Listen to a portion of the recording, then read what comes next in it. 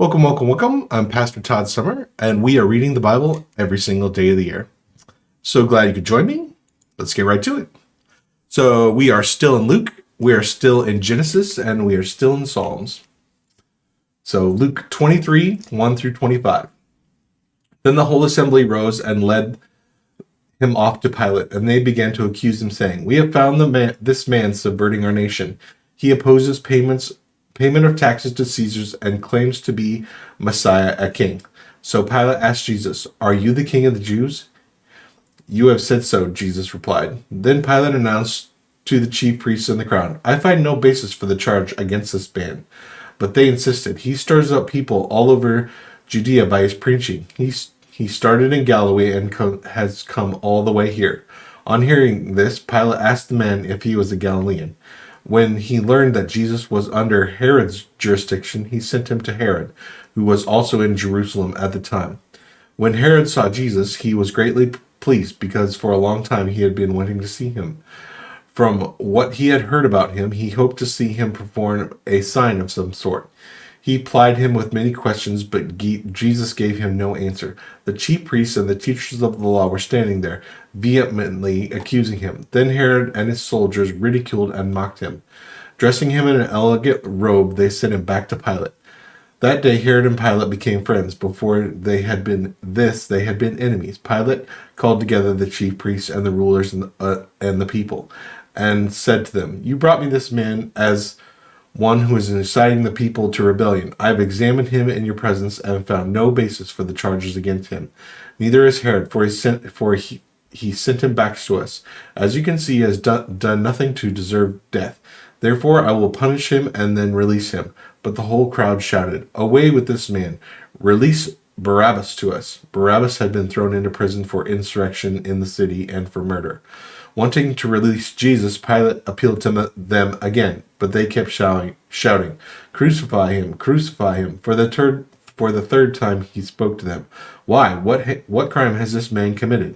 I have found in him no grounds for the death penalty.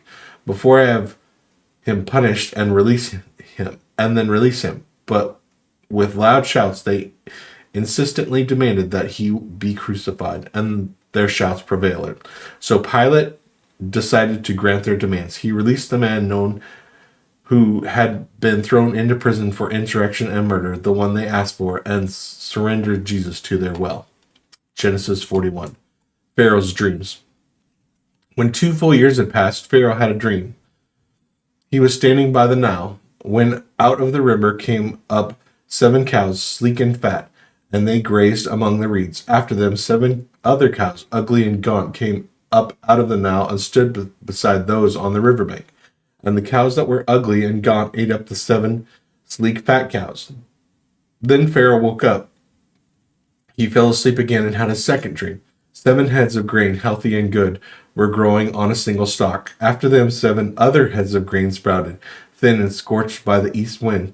The thin heads of grain swallowed up the healthy full heads. Then Pharaoh woke up. It had been a dream. In the morning his mind was troubled. So he sent for all the magicians and wise men of Egypt. Pharaoh told them his dreams, but no one could interpret them for him. Then the chief cupbearer said to Pharaoh, "Today I am reminded of my shortcomings. Pharaoh was once angry with his servants and imprisoned me and the chief baker in the house of the captain of the guard. Each of us had a dream that same night, and each dream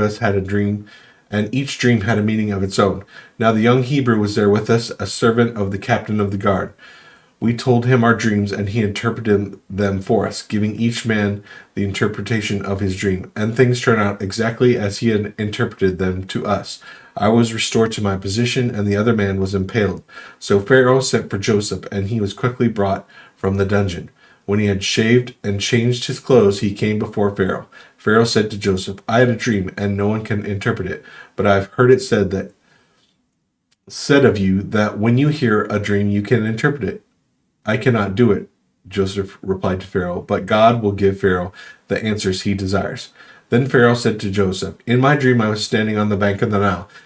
Then out of the river there came 7 cows, fat and sleek, and they grazed among the reeds. After them 7 other cows came up, scrawny and very ugly and lean.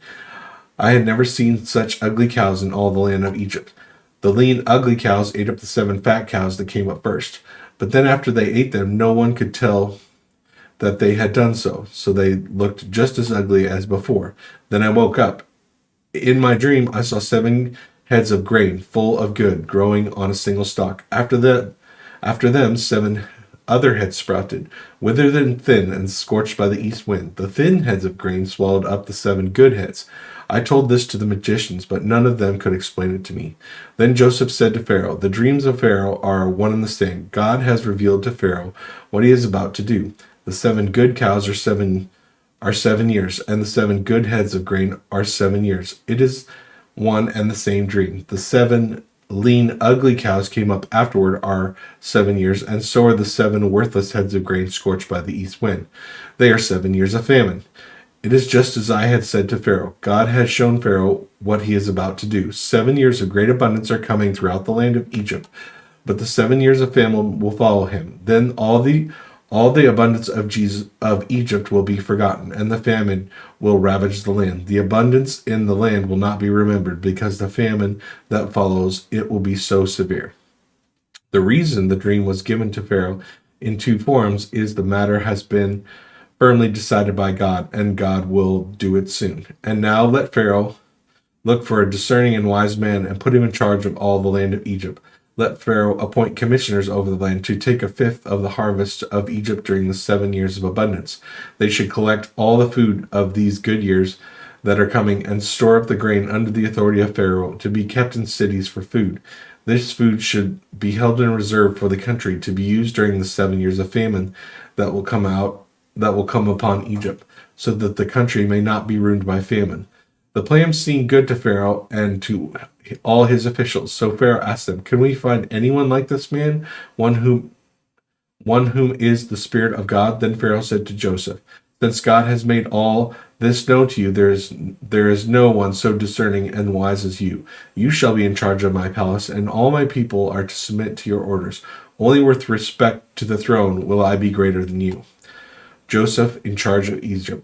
So Pharaoh said to Joseph, "I hereby put you in charge of the whole land of Egypt." Then Pharaoh took his signet ring from his finger and put it on Joseph's finger. He dressed him in robes of fine linen and put a gold chain around his neck. He had him ride in his chariot as his second in command, and the people shouted before him, "Make way!" Thus he put him in charge of the whole land of Egypt. Then Pharaoh said to Joseph, "I am the patriarch. I am the Pharaoh, but without your word, no one will lift hand or foot in all Egypt." Pharaoh gave Joseph the name Sephethan-Paneah, and gave him Seneth, daughter of Potariah, priest of On, to be his wife. And Joseph went throughout the land of Egypt. Joseph was 30 years old when he entered the service of Pharaoh, king of Egypt. And Joseph went out of Pharaoh's presence and traveled throughout Egypt. During the 7 years of abundance, the land produced plentifully. Joseph collected all the food produced in those 7 years of abundance in Egypt and stored it in the cities. In each city, he put the food grown in the fields surrounding it. Joseph stored up huge quantities of grain, like sand of the sea. It was so much that he stopped keeping records because it was beyond measure.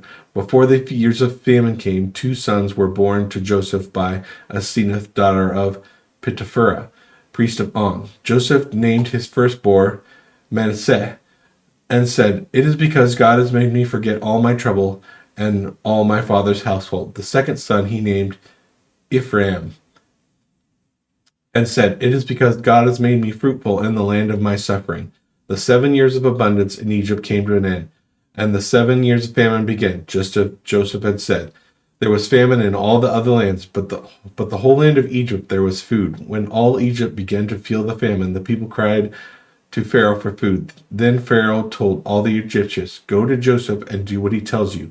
When the famine had spread over the whole country, Joseph opened all the storehouses and sold grain to the Egyptians.